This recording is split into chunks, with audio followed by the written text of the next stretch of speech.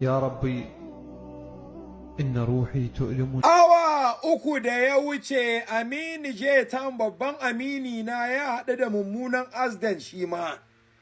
Aminu je tan ya haɗu da accident mummuna wanda alhamdulillah dai abin bai taɓa lafiyarsa ba amma motar ta yi raga-raga. Wanda da tafiyan nan yau a garin Abuja, ina garin Abuja, yauwa ina garin Abuja, yauwa da tare za mu yi tafiya da shi, da ni da shi da matar shi da ‘yar shi ƙwaya ɗaya. Da ya gayyace ni tafiyar, na ce masa hayya hayya, na ce masa hayya hayya, matata ta ɗan yi misin ɗina, ya kamata in tsaya hayya hayya, yauwa. To abin da yake faruwa kawai kwatsam safiya tana yi kawai sai na ji hayya hayya fa waya fa magana ake ta kuka, wallahi nake gaya muku fa.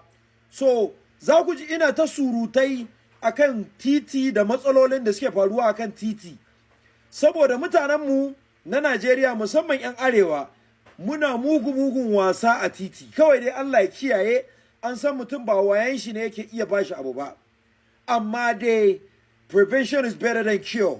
Prevention is better than cure. Kowa ya gane wannan turancin ko? Kowa ya gane wannan turancin ko? To abin da yake faruwa arewacinmu ba wanda ya kai mu ganganci a titi. Saboda titi motocin ma yawanci notunan wasu motocin ma kwata-kwata sun yi sako-sako. Amma sai mutum ya zo ya ta falfala gudu kamar za a yi lahira. To a hanyar lahiran kake kakka damu. To ina jajantawa abokina dai Aminu J Town daga wannan bangaren, daga ɗaya bangaren kuma ina faɗakarwa da huɗuba ga jama'ar mu mutanen mu. Satin nan gabaki ɗaya abin da ya shafi Adamu Zango, abin da ya shafi dukkan gabaki ɗaya maganan da nake akan tafiya ne akan titi. Yau tafiya akan titi. Saboda haka jama'a a kiyaye. Kano State Material Jifre Shalamin turn to Federal Capital Territory, magana ake ta makocin gwamnoni.